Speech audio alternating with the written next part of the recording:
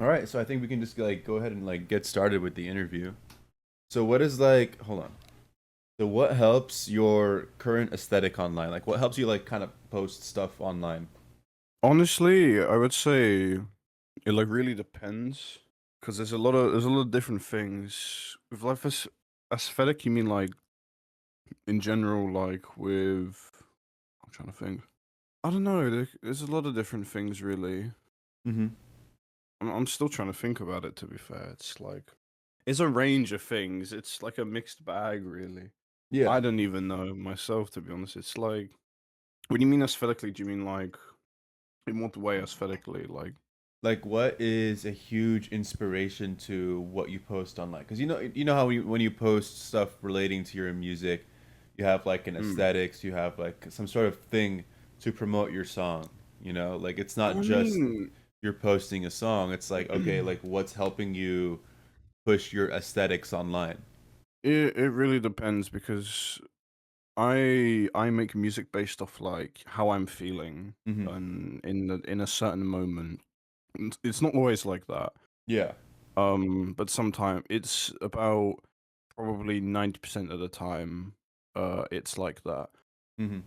So it really depends on how I'm feeling. Most of the time if I have like an album, it has to have like an image Hmm. and an identity for me personally. Because most of the time when I'm writing albums, they're really personal. Hmm. I'm never making an album and it's just whatever. It's always kind of personal. If it's like singles and stuff, it's normally I don't really care. I just normally make stuff. And I think it's more like if it's an album, it's more identity. And if it's singles, it's more just whatever. EPs are kind of the same with like albums. They have to have like an identity to me or something, Hmm. like a meaning. But yeah, it's a array of different things, to be honest. Like a whole range. Yeah. I think there's a lot that comes into play when you're posting online and you want to promote like a specific song or something where it's like okay, like I have like the song that I got and then I have like this thing I want to put together and like it's kind of like what you were saying how like a lot of it's like how you're feeling at the very certain moment and like Yeah. sometimes they just come together and then like you can just like combine those two songs together or those two aspects together and market them together. Yeah. 100%. Yeah.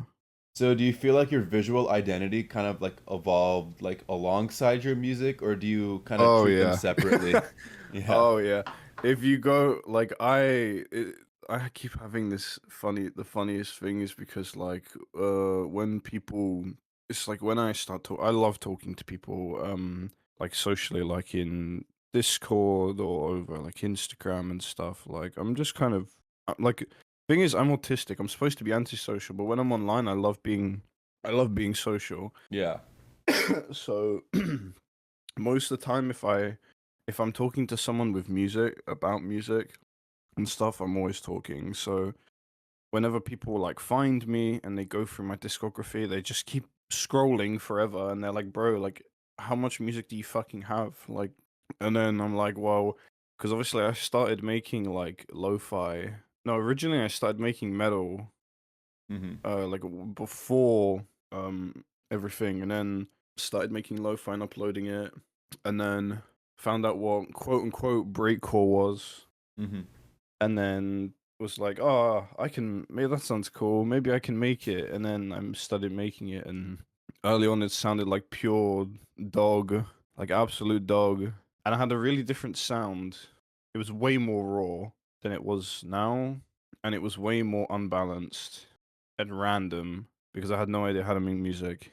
So it was more just a mess and super chaotic. And I think now it's definitely more refined than what it used to be. I would say it's, in a way, the music I make now, I would say sounds way more mainstream than what I used to make. What I used to make was like super chaotic and super like random. Like it didn't sound as like mainstreamy, I guess, Yeah.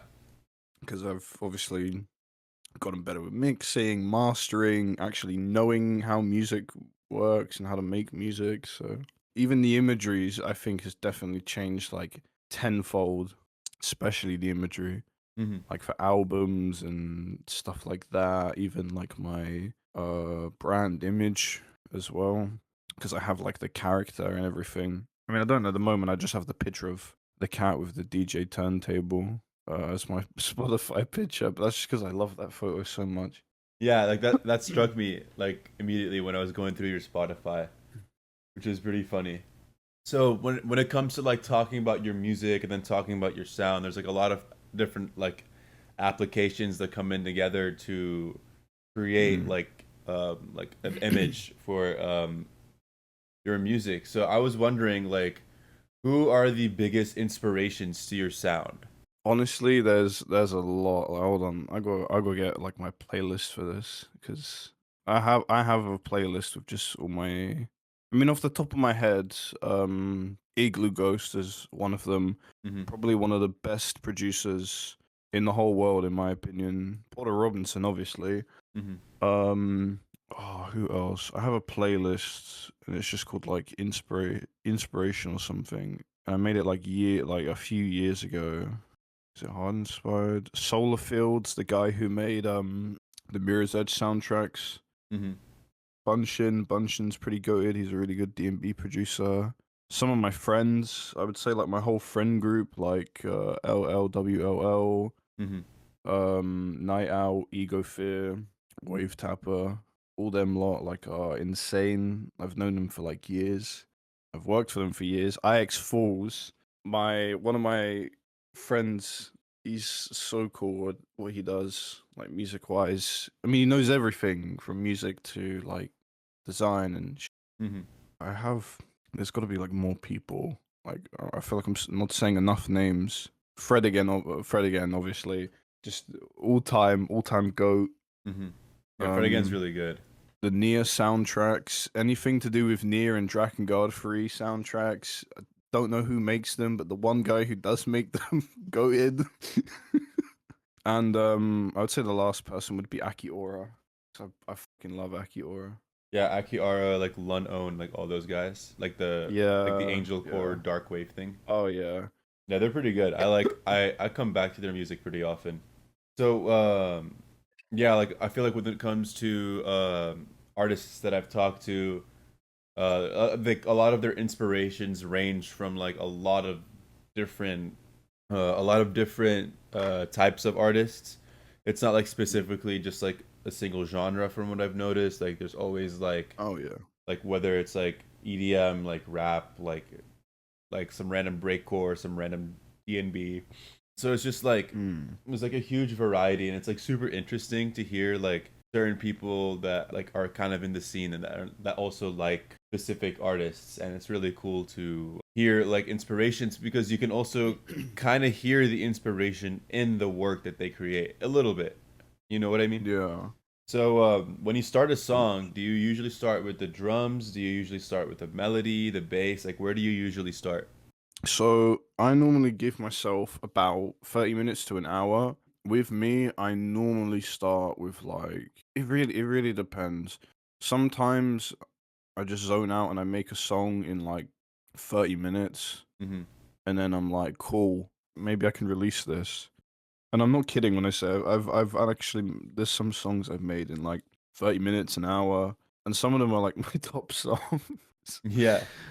Like Iris I made in 30 minutes. But nah, I mean I start with like probably the melody and stuff first. Like actually no, I'd say the pad. The pad for me is like the most important thing Hmm. because for me it's just like when you hear a pad it has to sound good. Yeah. And it's like if the core element of your song like just isn't there, then it's like bruh, like it's just not gonna sound great. Like normally I sometimes I mess around and I do like the melody first or I do like the bass, so then I have like the whole progression kind of where I want. Hmm. But I really like doing pads first or like messing around with sampling and going from there because I think having like the main element is always important to do first because that's the hardest thing is getting the right sound, like the pads and everything. Like you need to get that done first, in my opinion. Some people do it differently. They do melodies or something else. But I just like doing the pads and that because it's just the hardest thing in my opinion, Hmm. just to get right is the pad. Yeah, the pad is. I Maybe feel that's just like me. yeah.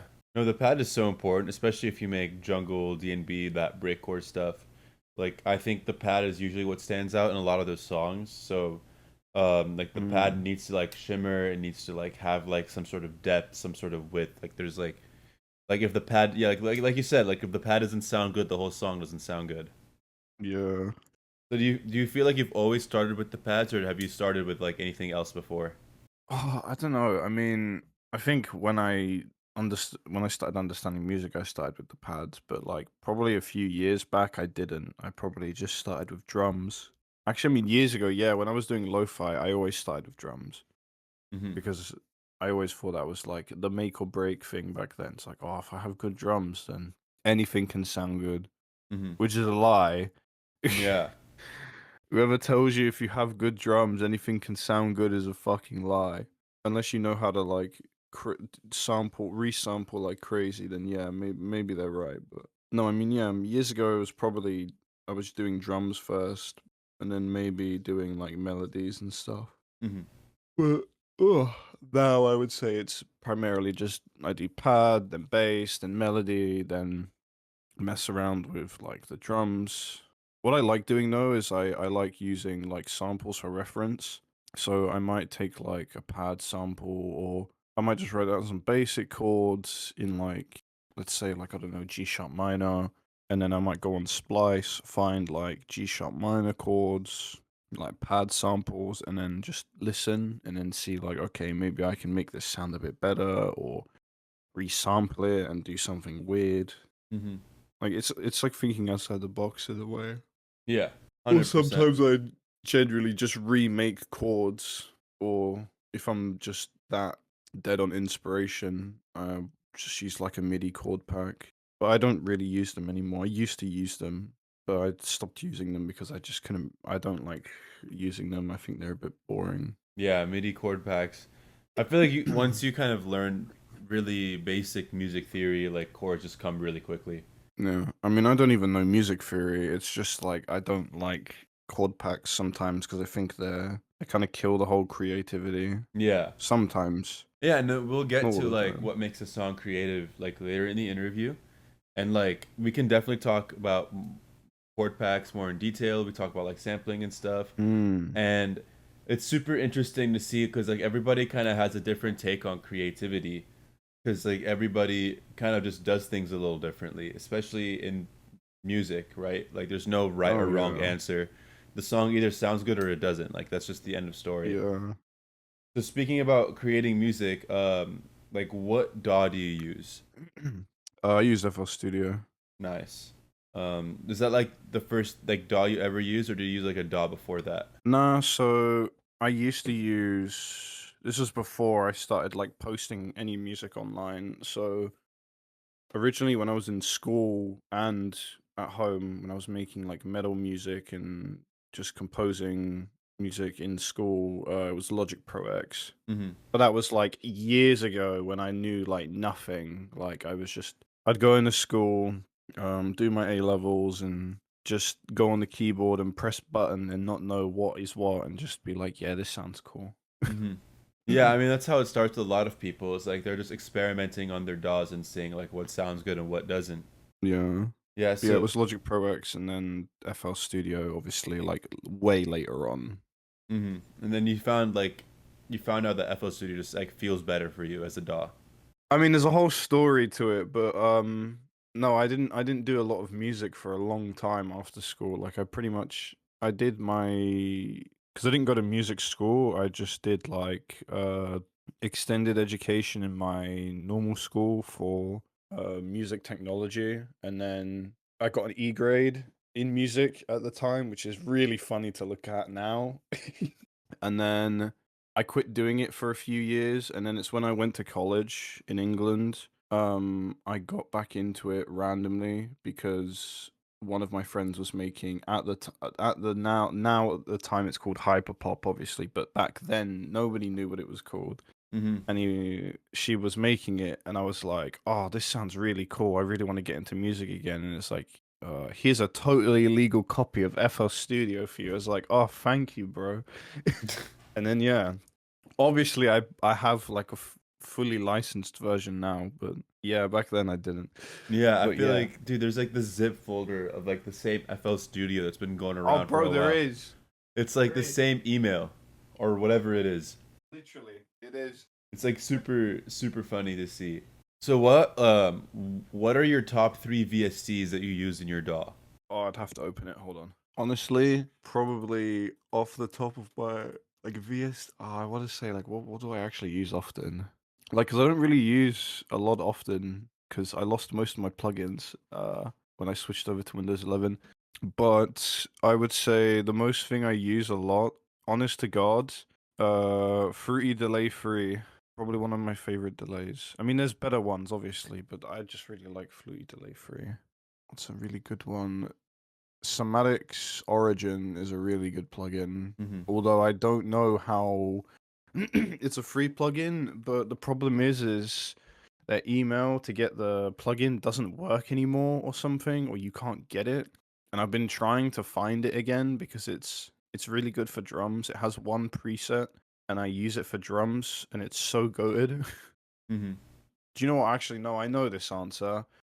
So it goes Semantics Origin, then the other one, Fruit Delay Free, and then a plugin called Luma. Hmm. I forget who it's by, but I know. Or does it tell me who it's by? I forget who it's by, but it's basically a texture plugin, and it's, in my opinion, one of the best. It's worth 100% worth buying. I think it's like $99 or something, Hmm. euros. 100% worth buying because I remember like the day I got it, I made like 3 or 4 songs in one day, like Wow. just back to back to back to back.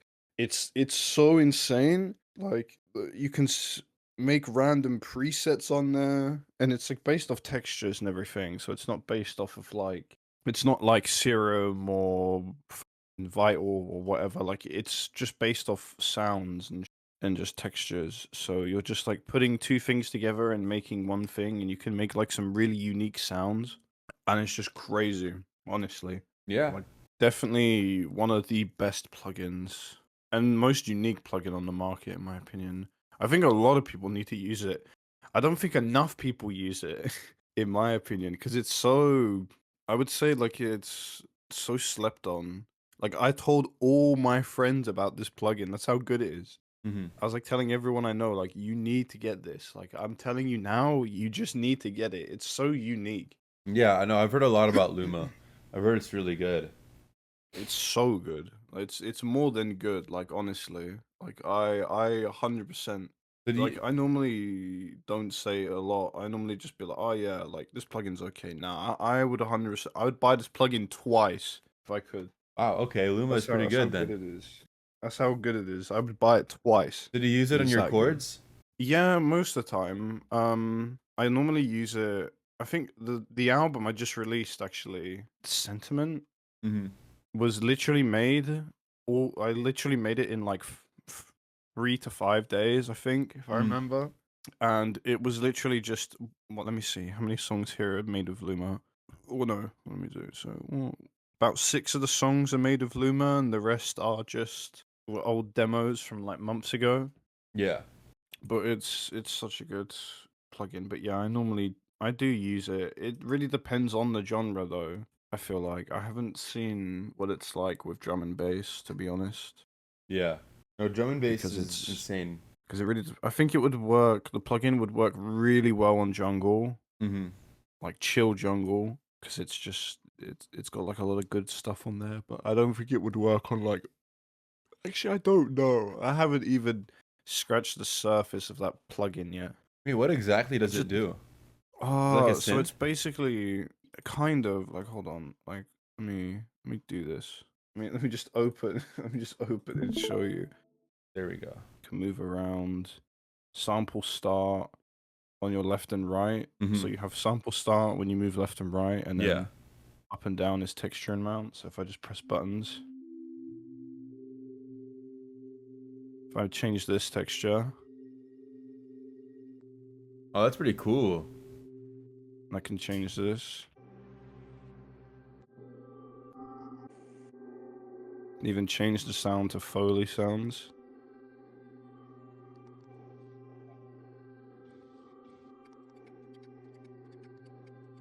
And stuff. You can hit this button here and it randomly.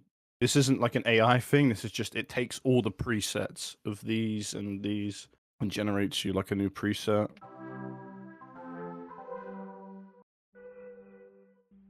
Some of them can be like, you might make something like this and I might go, oh, this sounds really cool. I like it as chords. Mm-hmm.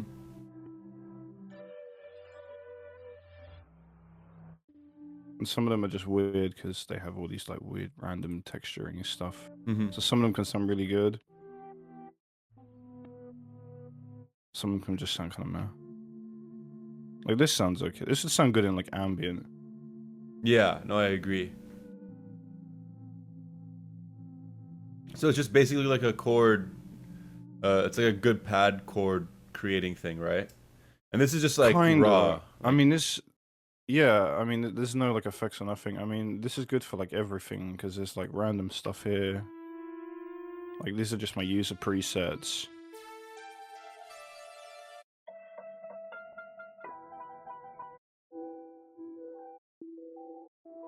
So there's like everything from here, from like leady sounds to.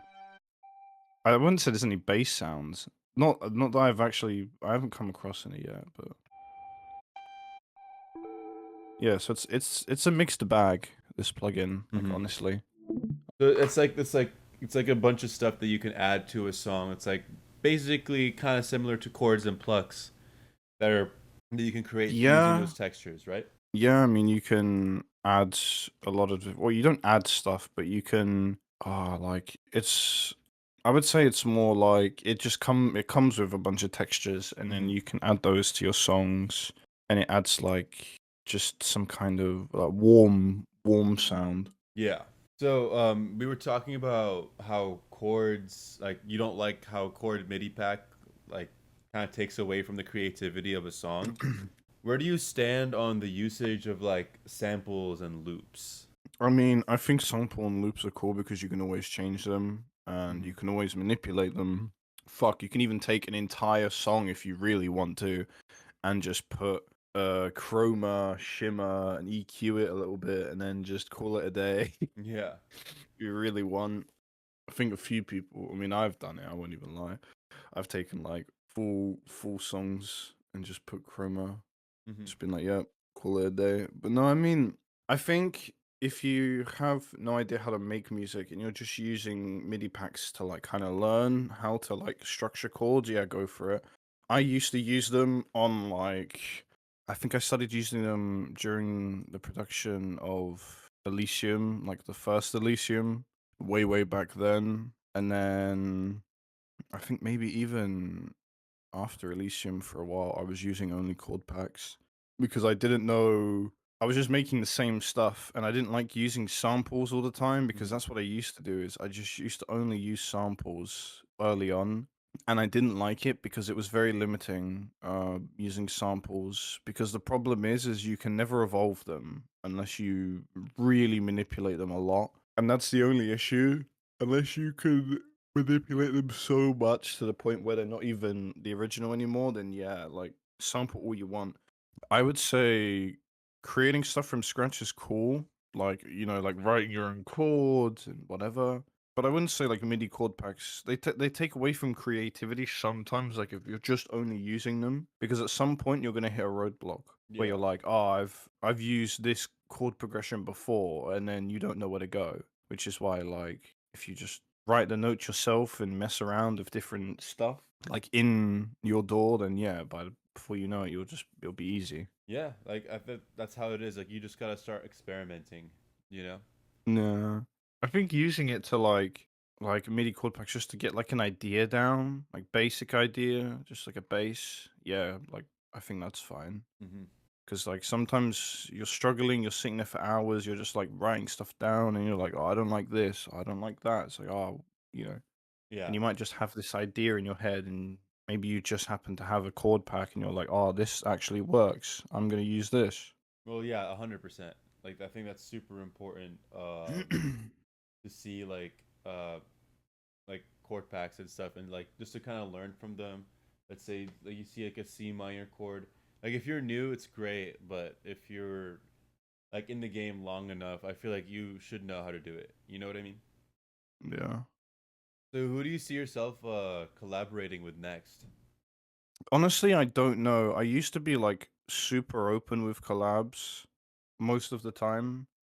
Like I used to always try and connect with everyone in the scene. Mm-hmm. This is like early on, like when before I was a little bit bigger. I was just kind of like trying to talk to everyone. I think it's good to talk to everyone in my opinion. Like Mm-hmm. if you're in a certain scene, you try and be involved as much as you can because some people just make music and they post it and they're like, yeah, whatever, you know? Yeah. And I mean, that's I used to do that. I still kind of do that to be honest. But I think it's good to make connections with people. I don't really know. I want to say like time's gone. I want to do more music with. We've been Mm-hmm. trying to actually, but every time we're both busy doing something. Yeah. One of us is doing something. I have a song coming out with Sorrow Form. They're kind of a new upcoming artist. Yeah, no, Sorrowform, I've been in contact with them. They're pretty cool. But I literally did a song with them made a song with them yesterday because they sent me I remember they put a song in my Discord and I was like, "Yo, this sounds cool. Like, Mm-hmm. get me on your stuff." And then they sent me some stuff over. I was like, "Oh, okay. Like, this sounds really cool." I was like, "Yeah, I can work with that." Mm-hmm. But yeah, I don't know. I would say like probably like collab wise, probably just working with my friends because for the longest time I think that's all I've just been doing is just working with my friends, like my closest friends, to be Yeah. honest. I mean that's the easiest way to collab though. Yeah, I mean, I do want to work with more people, like a lot of different artists, honestly. Mm-hmm. Like I think it's good to work with other people, and I think it's also good to experiment with your sound. You know, not stick with the same sound all the time. Yeah, 100%. That's just me, you know. Yeah. Cause I get bored making. I mean, I made like drum and bass for like what I don't even know how many years, like 5 6 years Mm-hmm. now. I think maybe even longer, and it gets boring. So it's like that's why I'm always making different genres all the time because I just enjoy. I'm just addicted to music, to be honest. I live and breathe it like every day. It's a So good thing, dude. Yeah, no, like the thing is when you're passionate about something, you kind of like obsess over it and you're like, I love what I do, especially with a lot of musicians yeah. that I've interviewed. It's like, yeah, like I've been making music for X amount of years, but I knew like I wanted to make music since I was a kid, you know, and I hear it all the Mm, time. So it's like really cool hearing like different perspectives from other people, especially people that I've collabed with in the past. But mm. has like a specific collab taught you like like anything new about how you work solo? um, I would say with like my solo stuff, it's always changing. Like always, I'm going through like different waves of different music. So Mm-hmm. like I think for a while it was like Garrett, it was like obviously drum and bass and breakcore for like a few years, and then after a while I just got super bored Mm-hmm. of making it. I think the most recent thing I did, besides the album, uh, was the song with where is it? Song with Saints Sleep and Dead Fave, which was Snail's Pace. Mm-hmm. And that was like way different from what I normally do as well. Mm-hmm. Because I made the second part, the second drop of the song. Because I've known Saints Sleep and Dead Fave, like I've known of them for years, but I never spoke to them years and years and years ago, back when the genre exploded. Mm-hmm. But that was like, I don't know, like it's like boom bap type stuff, which I grew up on. Like I grew up on old school gangster rap, so that's Yeah. why I kind of like it. Then you've got like Blue Lace, that's like dark wave. Mm-hmm. Every Night is like the 3 track EP with like Ego and Wave Tapper, like my two best friends, Yeah. and that's like garage and like breakbeat. Then I've got some Angel Core songs, which is like Desires and Call of the Night. And there's a song I did with Dex Andre, he's also one of my good friends. Uh, which is like, I don't know, hard style, hardcore. I don't know what even to call it. But it's always changing. Like I'm always making different genres by myself. I just really like making music all the time. I really like testing stuff. I like a lot of different music. Like I don't like one genre in particular. Mm-hmm. To be honest, my girlfriend's got me onto like a lot of different genres as well. Cause me and her are like the same person. Like she's me, but like female form. It's crazy, That's a good to be thing. honest. Oh yeah. I mean, I'm in the process of teaching her how to write music as well. So she's gonna be basically me. I'm making a second copy of myself, basically, That's because I'm sick. gonna teach her everything I know, and then we might have a duo project together. I don't know yet, That's kind of but exciting. I just want to teach her everything that I know off the top of my head, like to Mm-hmm. do with music.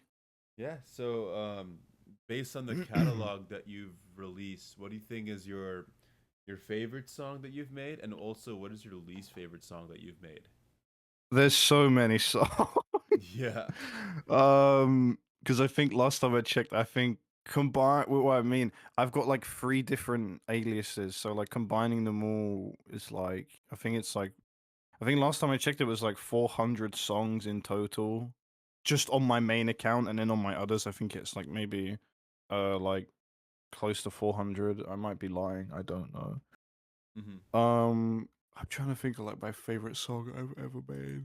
Uh, I mean, I want to say it's either the song Anya or it's the song Darling. I really love the song Anya. Mm-hmm. Um, because in my opinion, it's still my favorite. It's my most. I think it should be like my top song. This song. I don't like the fact it's. I mean, don't get me wrong. I love that Iris and stuff are top songs, Mm-hmm. but they're so old, and I still never understand why they're as popular as they are. Mm-hmm. And I think Anya deserves to be like at least top five on my catalog, or even top one, because I just think it's such a good song. My least favorite song, honestly, it's I want to say it's Iris, just because of the fact that the mixing is so terrible Mm-hmm. and it's out of key. The song is out of key. I'm not even joking. Like I think I made a video years ago. What was it? I say years ago, like a year ago now, maybe something like that. I've jokingly called like how I made so I think it was like 2 million streams in 30 minutes or something. Mm-hmm. I think that's what I named the video because I was just like trying out YouTube for a little bit, Mm-hmm. like just making random stuff. Like where is it? Let me see. Yeah, how I made 1.5 million streams in 30 minutes on Spotify. Yeah, that was a year ago, and today it's at 2.9 million. So it's Damn. definitely gone up, which is really. But yeah, I just remember the video, the bass being out of key, and it was like there's no melody. It's just one sample, a bass loop, and drums and gross beat, and that's it. Yeah. That was the song. No, 100%. Like it's So sometimes like the most simple songs are the ones that blow up. It's just super random. yeah, which is why it just surprises me. I'm just like, damn. Mm-hmm. It's so simple, and it was made in like 30 minutes. Yeah. So, how do you feel like the music that you've made has changed you as a person? Honestly, I don't know, because it was kind of crazy. Like 20, I would say like 2023, 2022 to 23 was like the craziest year for me because getting into it, I was very depressed a lot because I was going back and forward from jobs. I didn't really before music, I was just playing Overwatch like somewhat semi-professionally. Like I used to be top 500 in Overwatch like way Mm-hmm. back in the day. I was like top 150 in Europe. I had multiple accounts. I think at most I used to have like 12 accounts in Overwatch, and I think at least four of those accounts were within like top 500 or Mm-hmm. like high GM. Who was your main? And then It was Diva. Okay. I mean, still is. I was off tank player when before they changed it to like 5v5, Mm-hmm. No, but it's always been Diva. I used to play Overwatch like years ago. This was like when I was like when I used to game a little bit more, and I used to main Tracer Mm, or what was the ninja? Starts with a G. Genji. Genji. Yeah, Yeah, Genji. yeah. Yeah, Those it's were the like two. even like recently, like when Overwatch 2 first came out, I was like top 100 in Europe. Like I peaked top 100. Mm-hmm. I was like top 500 GM, and then I just stopped caring. Mm-hmm. And I was like, I kind of sat there and was like, oh, I have to like make a decision. Either stay good at Overwatch or like get better at music. Like I can't do both, Mm-hmm. because I thought like either this is gonna take over my life again, and I don't want to sit here and play video games all day and have no job. I was like, I want to actually like grind and get better. So then I just went fuck it and stopped caring about being good at video games. I'm still good at them, like to an extent, but I'm just like I'm not as committed. Like I'll go into a game like I used to care about winning and losing in competitive games. Most of the time I don't give a shit. Mm-hmm. Like I've gone into Overwatch games and I'm just like pressing mouse one and W like 90% of the time, and then I have teammates that are flaming me saying I'm trolling. I just go, bro, I don't care. Like I've played these games before. Like I don't need to sit here and try and win like hardcore grind win the game. Mm-hmm. I kind of went back to like how it should have been, like just playing games for fun. Yeah. Really, like honestly, it's like Hytale just came out. I've been playing that Yeah. recently. Is that on Minecraft or? No, it's the people who have Hypixel. They made a game called Hytale years ago. Then Riot bought it off them, and then it got cancelled by Riot. So then the people who originally owned it got it back, and then they released it, and it's been out for the last day or so, and it's actually pretty good, honestly. It's like Like, a game separate from Minecraft. yeah, but it's pretty peak, honestly. Like the combat's insane. The visual, in my opinion, the visuals are fucking cool. It's more of an RP. Oh my god, it's more of an RPG, and I really like RPGs because everything, Mm-hmm. just the way they are. But I quite like the game. It's quite chill. Mm-hmm. I've been like building my base with my friends because we have a server in there, so we're just like all building our own bases, doing our own thing. It's a fun game, like honestly. I have to check it out. I don't think I have Hytale installed. I mean, it's like super cheap, and it's in my opinion super worth it. Yeah. Because So, I don't really like Minecraft that much, but Hytale I actually quite like. mm, yeah, no, Hypixel is probably the best server I've been on in Minecraft. I think there's like not a single Mm, better server than yeah, Hypixel because it's just so consistently good. And like the fact that someone literally bought a game off of Hypixel and then made it a separate game is nuts. yeah. I don't know. That's just crazy to me.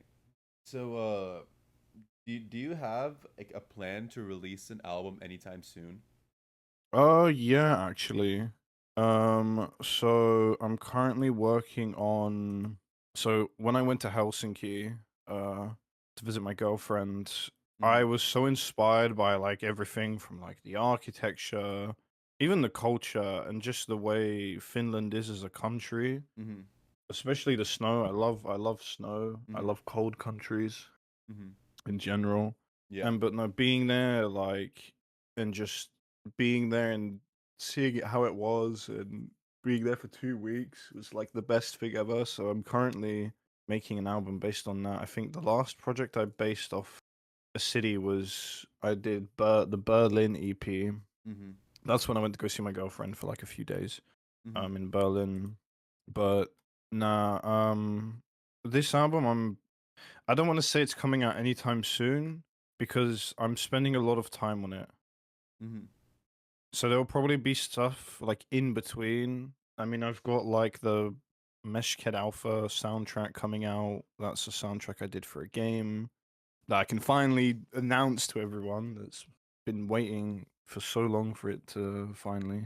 Nice. I mean, I got a bunch of music that's coming out like singles and stuff, but the Helsinki album, because I'm just gonna name it Helsinki probably, um, is right now it needs a lot of work because I've just got ideas. I think I have one song done for it, and it still isn't enough. Mm-hmm. But it's probably gonna be like 7 songs because I normally do like I used to do more than 7. I don't know why. Like I stopped doing that. It used to be like, oh yeah, um, first it was like 12 tracks an album. Then I was like, fuck this. I don't want to do 12 tracks anymore because I feel like after 7 tracks I lose so much creativity. Mm-hmm. So I just decided I'm not gonna do that anymore. I'll just do 12. Yeah. But it's gonna be, in my opinion, it's gonna be like a multi-genre album because I feel like I was gonna do like just D&B, but then I was like, nah, I want to do multi-genre Mm-hmm. because I've got some songs for it. Like some normally when I'm making an album, I say to myself like has to be like completely done within like the time frame I came back or something. But then I stopped saying that to myself because I feel like some songs that I've already made that are just like perfect for certain projects. Yeah. Like they just fit the sound. 100%. Because I was making another album. It was called Early 2000, and I was gonna. Actually, I had 2 albums. One of them, well, 3 even. So it's like I had one full garage album that I've completely scrapped, but I've just got the singles for it. Another one was an album that I was only using Luma to make the album. So it was basically only using Luma and Serum, and then the rest is everything else. Mm-hmm. And then I scrapped that because I didn't like it anymore. And then I was like, oh, I'm gonna make a Helsinki album. So then I've only done one song for it, but I have ideas for like the other songs Oh yeah. because I've got them. I've got them all written down on like my notepad and stuff. Yeah, I mean that's what's kind of fun about making albums that you just derive like like weird niche interests and experiences and you kind of combine them all together Mm, into like this yeah. album, into this project. Oh yeah. So if there's like a piece of advice that you would give a new producer or an artist, what would it be? Just release everything you make and don't give a fuck about anyone's opinions because even if your best friend is telling you your music is dog, who gives a fuck?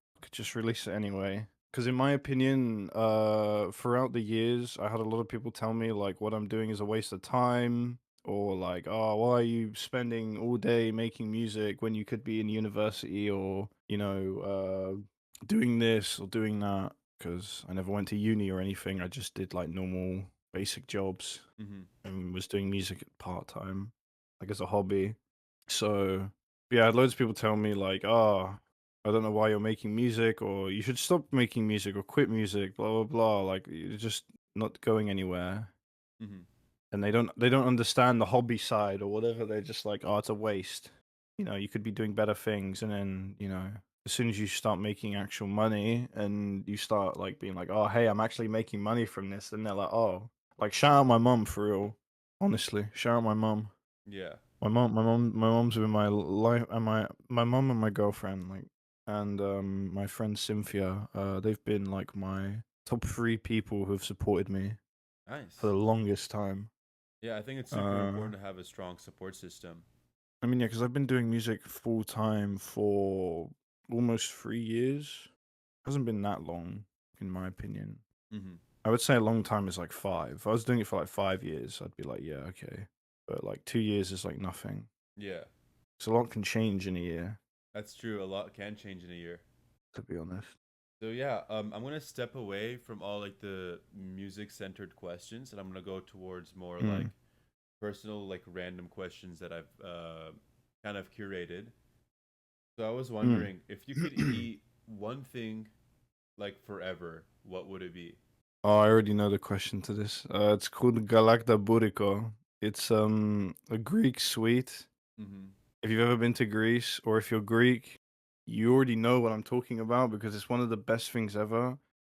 It's basically like a milk sweet in pastry, and you layer it and you layer it and you layer it, and it's so sugary and so sweet, like it's sickly. But you normally have it on Easter, like Greek Easter. Mm-hmm. My aunt makes a really good galakta burrito, and every time I'm going there, I'm eating everything. But yeah, I would say galakta burrito, or Greek food in general, but mainly galakta burrito because it's the best thing. Hmm. And I think everyone should have this. I think everyone should at least eat it once in their life. Is galakta burrito? Nothing else, just galakta burrito. Yeah, I gotta try that once. I don't think like I've had Greek food because it's pretty similar to Middle Eastern food, and it's Yeah, like the pastries are also some no, the pastries are a little different, but like I don't think I've had Greek pastries. Like aside from like baklava, whether you want to say it's Greek or Turkish, but like yeah. I've had we also have baklava where I'm from, so Mm. it's pretty popular. Oh yeah. So what's your dream car? Honestly, I never want to learn how to drive, because I'm too scared of doing it. But if I could have, I mean, I could have bought my dream car already, but I never want to. 'Cause one, I don't even know how to drive. But I would say Mazda RX-8, 100%. Oh, the RX-8s are cool. Even though the engine is dog shit and Yeah. everything else is a bit shit, but I've always loved. I mean, it comes from me playing like Need for Speed, Hmm. like the old Need for Speed games, like Most Wanted, Carbon, like the start at the beginning, well, most of the, oh no, in Carbon when you had start a car, the RX-8 was the pick. The RX-8 is So, sick. I've always loved the RX-8. Hmm. Toyota Supra is also a close second, but Anything that Toyota's car's like, goaded, bro. yeah, true. Don't even. Anything Toyota Yeah. and Mazda's cool, Toyota's cool. The Mazda RX-8 was like my go-to car in every Need for Speed game. Yeah. I never upgraded. I always just was like, yeah, Mazda RX-8. Yeah. No, Toyota was my. I think Toyota is like the best car brand ever, dude. Like Yeah, they real. literally have not missed. Yeah, true. Okay. What is your favorite type of plant? Oh, white lilies, White lilies. because my girlfriend bought them for me once, and I still love them today, to be honest. Nice. Even though it's more of I mean, it's a flower, but it's still classes as a plant. Yeah, it's a plant. No, I get you. So, but yeah, no, white lilies are 100% my favorite flower, Hmm. and just plant in general. That's valid. And then I have one final question for this interview is that if you could move to any country in the world, which would it be and why? Oh, I don't know. I mean, there's so many countries, to be honest. Like so many. Like I really loved Finland when I was there for 2 weeks, Hmm. and I just liked everything about it. Um, Greece is kind of okay. I mean, I've been going there like all my life, so, but I wouldn't want to live in Greece. I don't know. It's kind of, for me, if I could live in a country where, I don't know, let me think. Because I feel like some people would just say like, Dubai, or like, I don't know, like somewhere like kind of cool or whatever. I would probably go with, like, in my opinion, if I was gonna move somewhere, I'd probably say like Finland, Hmm. just because in my opinion, it's like one of the safest countries, Hmm. and the beer there is insane, Hmm. and the culture. I think the culture is probably my favorite, honestly. Yeah, I've always And it's wanted to just a visit Finland. overall it's just an overall nice country. I mean, besides the fact that it is cold most of the time, I couldn't care less. Like, I Yeah. love cold. But yeah, I would definitely like want to live in Finland if I could. Yeah. I mean, I lived in Dubai for like 10 years, but like Mm. it was okay. Like, I mean, I was pretty young, so like I couldn't really like make a judgment on it like versus like now. But Yeah. like I've always kind of wanted to visit Finland, like Norway, Sweden, Denmark, Iceland, like the Scandinavian countries. Like I've Mm. always kind of wanted to go to those areas just to like check it out. Oh yeah. But yeah, dude, thank you for your time. Thank you for taking your time to come on this interview. That's no problem. All right, bro. I think this should be the end of it. So take care. Oh, thank you.